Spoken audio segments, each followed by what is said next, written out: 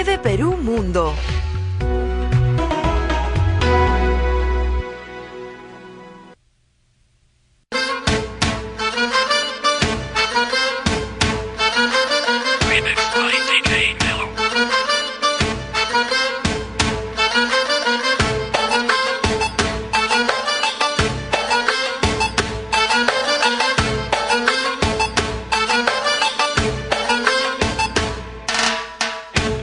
فكرك بيه بعد السنين دي مش كنت عايش من غيري عايش هو انت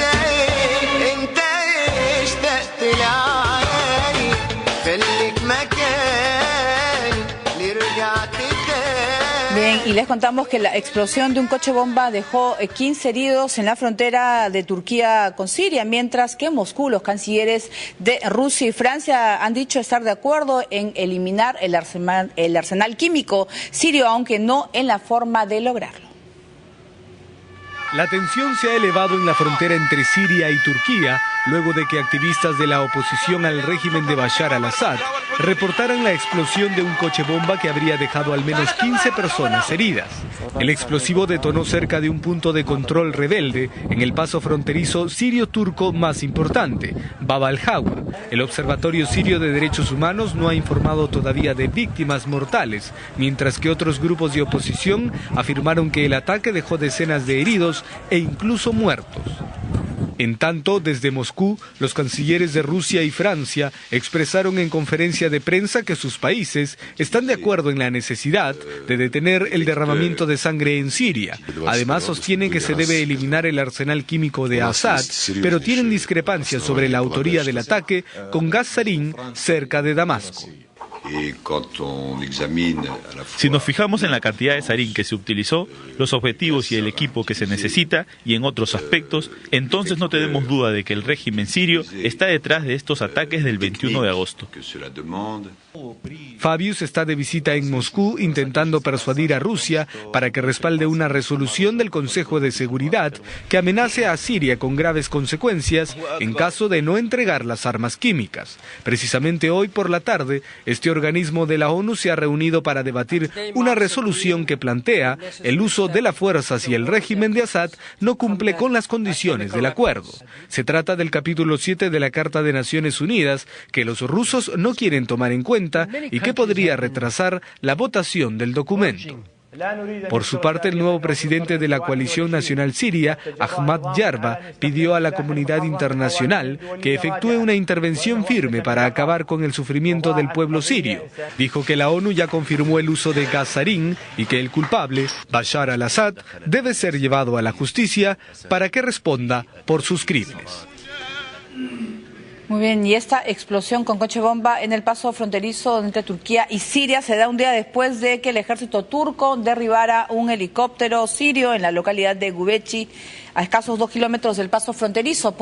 ¿Hay tensión entre Damasco y Ankara? Por supuesto, de hecho ha habido atentados terroristas del lado turco de la frontera, pero fundamentalmente contra, los objetivos no sé si eran específicamente turcos o sirios, pero en zonas donde hay una gran cantidad de refugiados sirios. Y claro, lo que eso ha hecho es que muchos turcos se opongan al apoyo que el gobierno turco le da a los opositores al régimen sirio. Un dato adicional, estaba leyendo el informe de los inspectores de la ONU y una de las cosas que mencionan es que los cohetes que se utilizaron, porque partes de ellos cayeron sobre el territorio controlado por la insurgencia, estaban en alfabeto cirílico. No dicen que en el cohete decía Made in Russia o Made in Rusia, pero digamos parecen haber sido cohetes de fabricación rusa, cohetes que muy probablemente eran del régimen, salvo que la insurgencia haya podido robar cohetes de los arsenales del régimen, porque no podemos suponer que Rusia se los haya entregado. Claro, pero sobre todo, por ejemplo, ahora en la tarde, RT, que es el medio de Russian Television, informa que saben que según Rusia según Damasco, informa a Moscú que los rebeldes habrían estado detrás de este ataque. Mi pregunta es, ¿habría una manera de hacerlo sin aviones? ¿De un ataque químico del pasado 21 de agosto? Sí. ¿Han podido ser o es simplemente ahora que como no se sabe la responsabilidad y ONU no ha determinado, quieren ahora acusar a los rebeldes de ser los autores de este ataque? No, mira, los indicios apuntan en dirección al régimen. Ajá. Ahora, son indicios. En derecho eso implica que... Claro, si hay pruebas contundentes, los indicios refuerzan esas pruebas, pero no las reemplazan. Y esa prueba definitiva y concluyente no existe. Luego, entonces, no es materialmente imposible que todo esto lo hayan hecho los insurgentes. Simplemente, la evidencia indiciaria que conocemos sugiere lo contrario. Claro, pero también ahora en la situación que se está planteando, Bashar al-Assad puede calificar como un triunfo todo lo que está sucediendo, porque se ha librado de una intervención. Yo creo que los grandes perdedores de todo esto son los insurgentes, pero al-Assad, Rusia y en lo inmediato Estados Unidos, el gobierno de Estados Unidos salen más bien fortalecidos, en mi opinión. Pero también ese pueblo sirio que sigue sufriendo y yo creo que son los que más pierden. Si esto lleva a una iniciativa para poner fin a la guerra, también van a ser vencedores de esto, pero lamentablemente no queda claro que ese sea el caso, ¿no? Sí, poco hablan de la situación. Y podrían ser los grandes olvidados, finalmente son los que más deberían importar aquí. Así es, y nosotros nos vamos a Siria. Los civiles han empezado a fabricar ya sus propias máscaras antigases ante futuros ataques químicos. En tanto, los rebeldes han registrado en video la caída de un helicóptero sirio que habría sido derribado por las fuerzas turcas. Han creado sus propias máscaras para protegerse de un eventual ataque con armas químicas. Así trabajan estos jóvenes en el pueblo de Guta, el lugar que fue blanco del bombardeo con gases tóxicos y que la ONU ha confirmado tras recoger pruebas en el terreno. Aunque no tienen muchos recursos, jóvenes voluntarios como Farid se esfuerzan para fabricar la mayor cantidad de máscaras que luego distribuyen gratuitamente a los residentes de la zona. Después de que Bashar al-Assad nos atacó con armas químicas, mis amigos y yo decidimos ayudar. Estamos empaquetando las máscaras y las ponemos en cajas para entregárselas a la gente.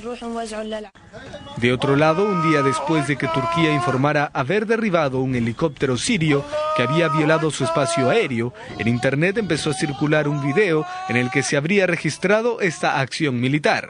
Tras estrellarse en las montañas, los rebeldes sirios se acercaron a la zona del siniestro. Allí encontraron restos de la aeronave y más allá el cuerpo del piloto que logró eyectarse a tiempo, pero que murió producto de los disparos de la insurgencia mientras estaba en el aire.